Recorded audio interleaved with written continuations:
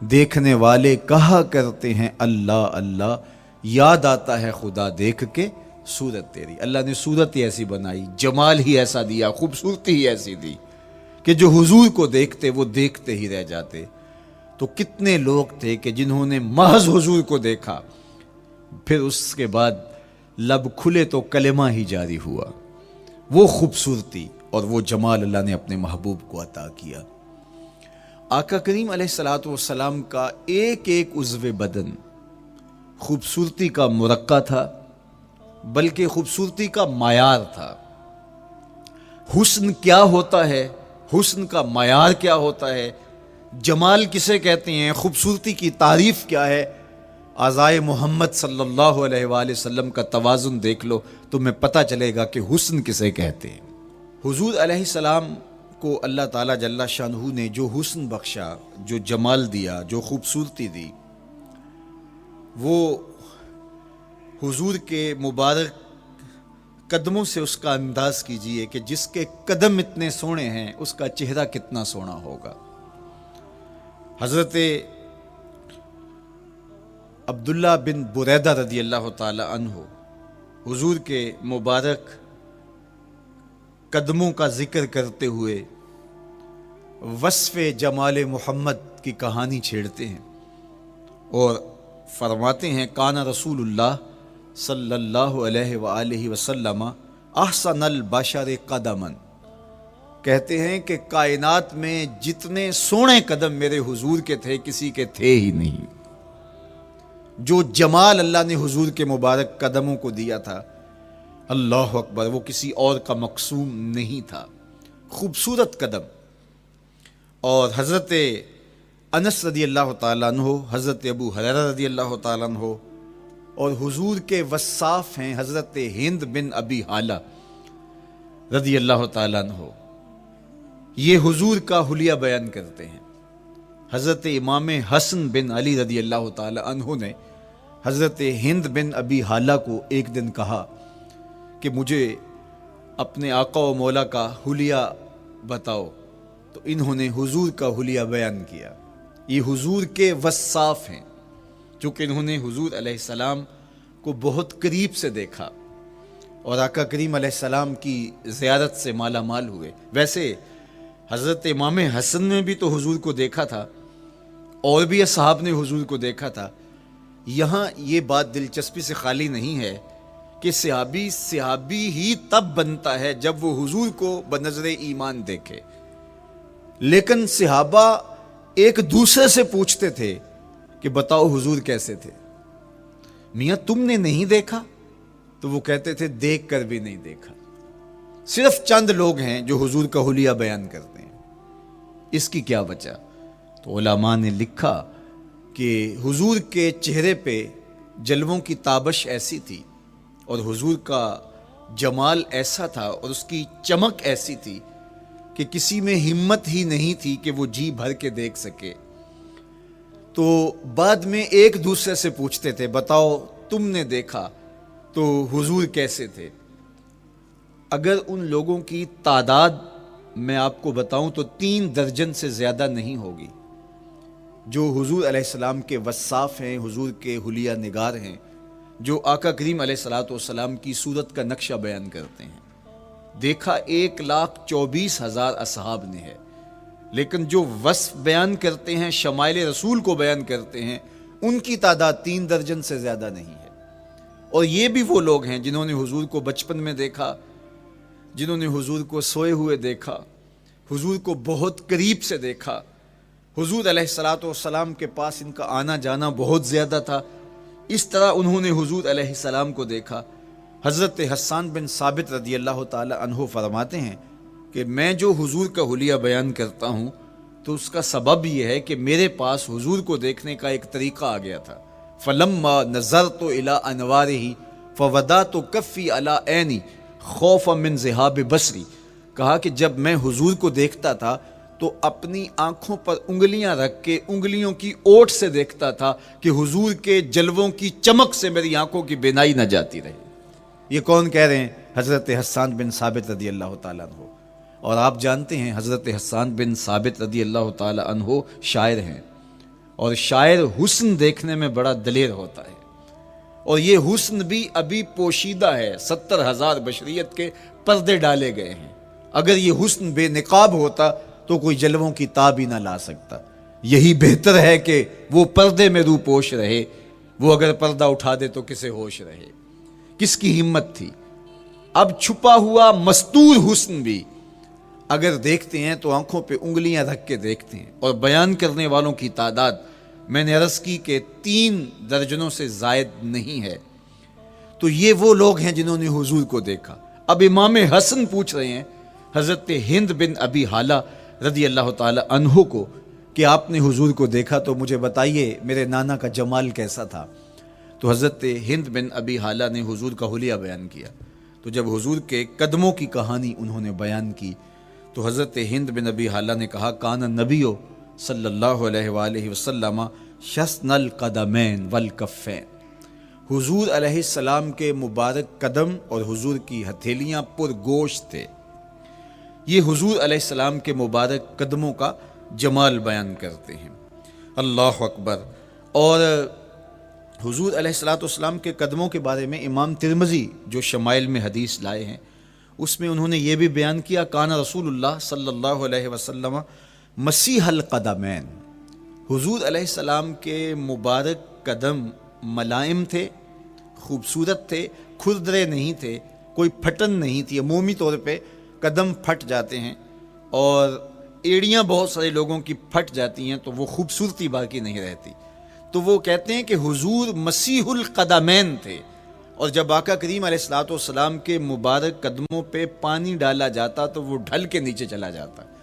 یہ تھا حضور کے قدموں کا حسن اور حضور کے قدموں کا جمال۔ اچھا، آقا کریم علیہ السلام کی جو مبارک ایڑیاں تھیں وہ زیادہ پرگوشت نہیں تھیں، ان کے اوپر گوشت زیادہ نہیں چڑھا تھا، اس لیے کہ ایڑیوں کا زیادہ پرگوشت ہونا ایڑیوں کے حسن کو زائل کر دیتا ہے۔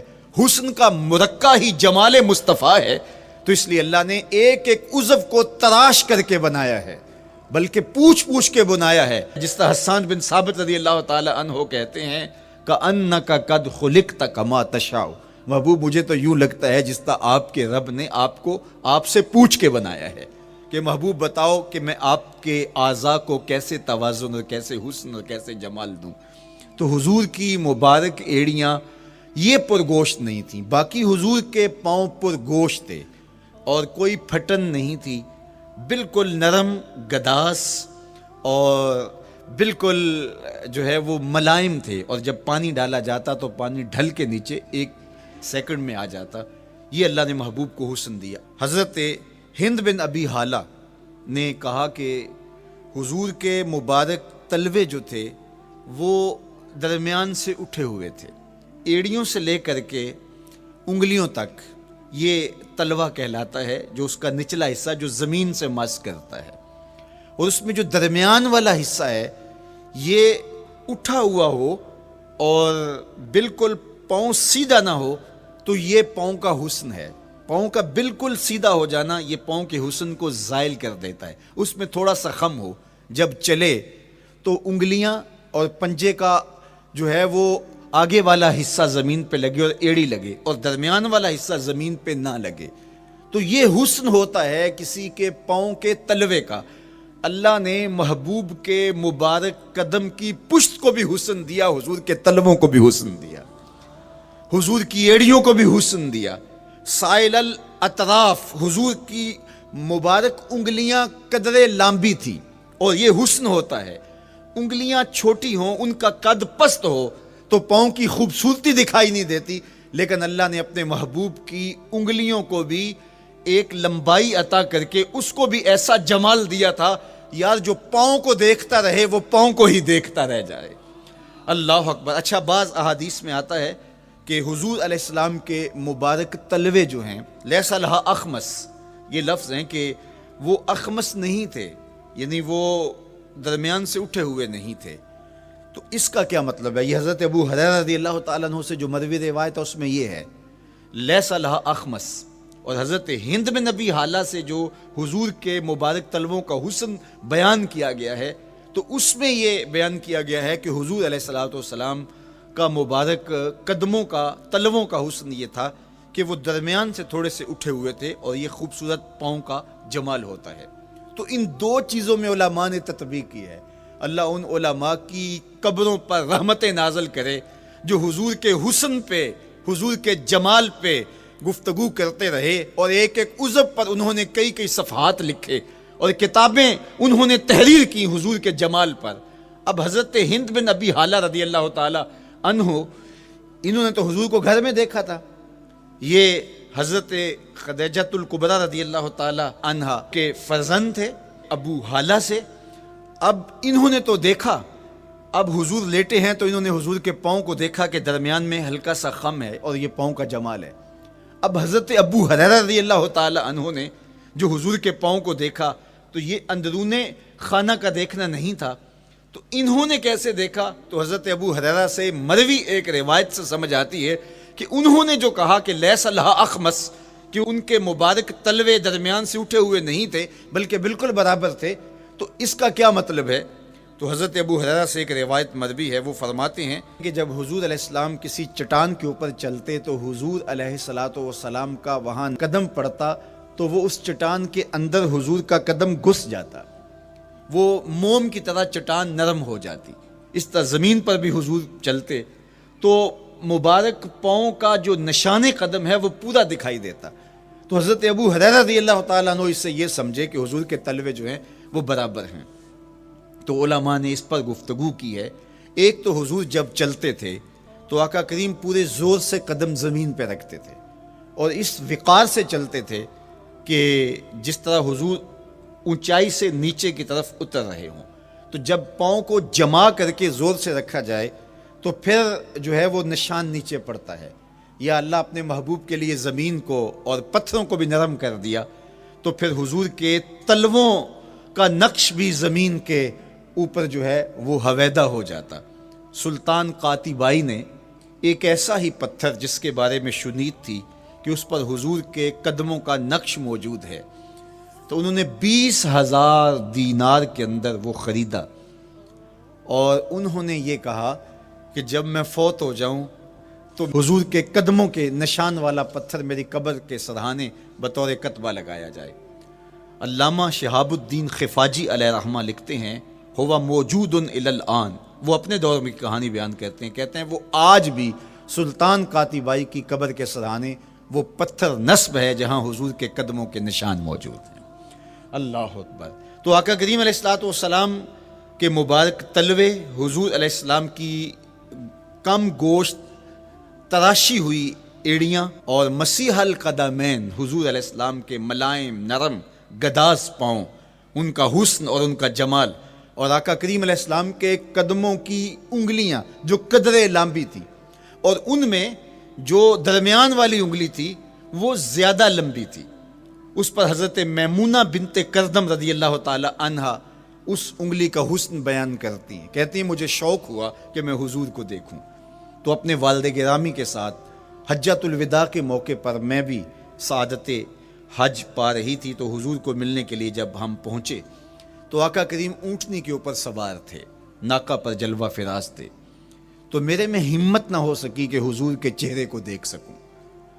ایسا جلوہ، ایسا جمال، اللہ اکبر، اور ایسا روب اور ایسی چمک چہرے کی اور تابشیں تھیں کہ میرے اندر ہمت نہ ہو سکی کہ میں حضور کے چہرہ نور کو دیکھ سکوں۔ اب آقا کریم اونٹنی پہ سوار تھے تو میں حضور کے مبارک پاؤں کو دیکھنے لگی، میں بس حضور کے پاؤں کا جمال اور خوبصورتی دیکھنے لگی، اسی میں کھو گئی۔ اب حضرت میمونہ بنت کردم رضی اللہ تعالی عنہا حضور کے مبارک قدموں کی ایک انگلی کا حسن بیان کرتی ہیں۔ اللہ اکبر۔ حضرت میمونہ بنت کردم سے یہی ایک روایت مروی ہے، ساری زندگی ان کے پاس سرمایہ یہی تھا، جب کسی مجلس میں جاتی تو وہ کہتی تمہیں بتاؤں حضور کی مبارک انگلی کا حسن کیا تھا، یہ سرمایہ ساتھ لیے لیے پھرتی کہ میں نے حضور کی انگلی کو دیکھا ہے، میں نے حضور کے قدم اور حضور علیہ السلام کے تلووں کی زیارت کی ہے۔ تو وہ اس حسن کو بیان کرتے ہوئے کہا کرتی تھی فما نسیتو فی ما نسیتو طولا اصبع قدمہ السبابہ علی سائر اصابعہ، جو سبابہ انگلی ہے، انگوٹھے کے ساتھ والی انگلی کو سبابہ انگلی کہتے ہیں، اور اس کے ساتھ والی انگلی کا جو قد دراز تھا اور باقی انگلیوں کی نسبت وہ انگلی لمبی تھی، کہا اس کا حسن آج بھی میری نگاہوں میں گھومتا رہتا ہے اور ہر وقت میرے تصور میں رہتا ہے، میرے تصور سے کبھی اس انگلی کا جمال ہی ختم نہیں ہوا، انگلی کا حسن ہی کبھی زائل نہیں ہوا، ہر وقت اس کے تصور میں کھوئی رہتی ہوں۔ یار چہرے کے جمال کو کون بیان کرے گا، یہاں تو انگلی کا حسن بیان نہیں ہو رہا۔ ابھی وہ شعر پڑھا جا رہا تھا نا کہ قدموں پہ جبیں کو رہنے دو، قدموں پہ جبیں کو رہنے دو، چہرے کا تصور مشکل ہے، قدموں پہ جبیں کو رہنے دو، چہرے کا تصور مشکل ہے، جب چاند سے بڑھ کر ایڑی ہے رخسار کا عالم کیا ہوگا، جب چاند سے بڑھ کر ایڑی ہے رخسار کا عالم کیا ہوگا۔ تو اللہ نے اپنے محبوب علیہ الصلوۃ والسلام کو وہ جمال، وہ خوبصورتی اور حضور کے مبارک قدم، حضرت عبداللہ بن بریدہ رضی اللہ تعالی عنہ سے مروی روایت، کان رسول اللہ صلی اللہ علیہ وآلہ وسلم احسن البشر قدما، کہتے ہیں جتنے سونے قدم، جتنے من مونے قدم میرے حضور کے تھے، اتنے سونے قدم کسی اور کے تھے ہی نہیں۔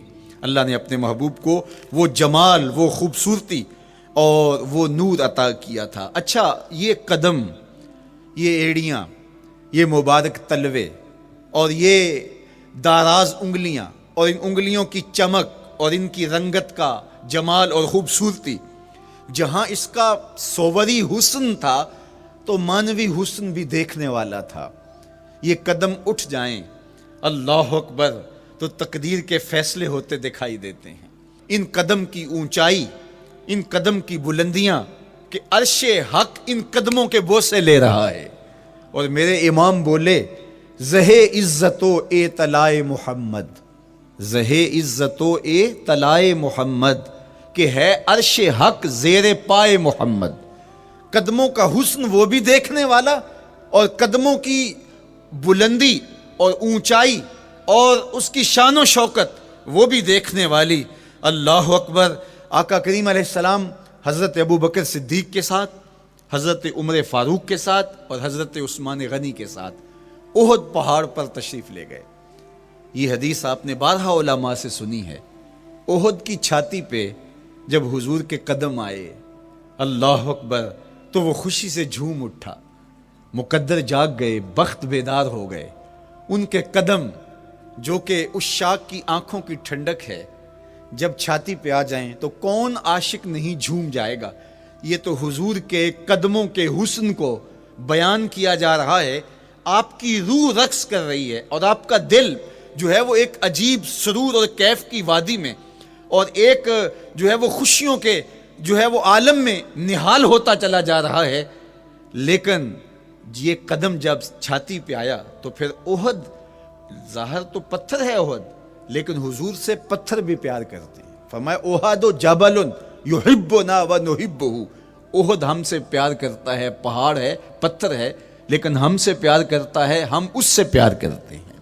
اتنا جمال آفریں ہے اور جس کے قدم اتنے سونے ہیں، پھر اس کے نقش قدم کو کیوں نہ تھام لیں، اس کے نقوش پا کو خضر راہ کیوں نہ بنا لیں، پھر ان کے اٹھنے والے قدموں پر اپنی زندگی کیوں نچھاور نہ کر دیں۔ اگر سر پہ رکھنے کو مل جائے نقش نال حضور تو کہیں کہ ہاں تاجدار ہم بھی ہیں۔ یعنی وہ قدم تو قدم رہا، اس قدم کی رعنائیاں، اس کی خوبصورتیاں، اس کا جمال اور اس کا حسن تو حسن رہا۔ جہاں وہ مبارک قدم لگا، جہاں وہ نقش لگا، اگر وہ نقش بھی سر پہ رکھنے کو مل جائے تو کہا کہ اگر سر پہ رکھنے کو مل جائے نقش نال حضور، حضور علیہ السلام کا قدم تو جزو بدن رسول ہے۔ حضور علیہ السلام کے مبارک قدموں میں وہ جو نالین تھی، اس نالین کا بھی نقش وہ اگر سر پہ رکھنے کو مل جائے تو ہم زمانے کے تاجدار کہلائیں گے، اور جن کے سر پہ حضور کا قدم آ جائے ان کا مرتبہ کیا ہوگا۔ تو یہاں اس نقش کو بھی دیکھیے، حضور کے مبارک قدموں میں جو نالین آیا اس کو نالین شریف کہتے ہیں، اس نال کو نال شریف یا ان نالین کو نالین شریف کہا جاتا ہے، اس لیے کہ وہ حضور کے مبارک جسم سے جڑ گئے، حضور سے ان کا ربط پیدا ہو گیا، وہ جزو بدن رسول نہیں ہیں، تو اس کا یہ مرتبہ ہے، تو پھر حضور علیہ السلام کی شان اور حضور کی عظمت کیا ہوگی، اللہ اکبر۔ بلکہ حضور علیہ السلام کے نالین جہاں رکھے جائیں، وہ کسی نے کہا نا کہ ذرے اس خاک کے تابندہ ستارے ہوں گے، ذرے اس خاک کے تابندہ ستارے ہوں گے جس جگہ آپ نے نالین اتارے ہوں گے۔ وہ جگہ جہاں حضور کے قدم نہیں، حضور کے قدموں سے مس ہوئے نالین رکھے جائیں، وہاں جو ذرے اس نالین کے تلووں کو چومتے ہیں وہ بھی آسمان کے ستاروں سے اس شاخ کو حسین دکھائی دیتے ہیں، وہ بھی زیادہ چمکدار دکھائی دیتے ہیں، اور اس شاخ کی آنکھوں کا سرما اور ان کے دل کا قرار اور روح کی ٹھنڈک قرار پاتے ہیں۔ تو یہ ہے حضور علیہ السلام کی نسبت کا احترام اور حضور کی محبت کا اثر جو اس شاخ کے سینے میں محسوس کیا جاتا ہے۔ اللہ مجھے آپ کو اپنی خاص پناہیں، امان اور حفاظتوں کا حصاد بخشے۔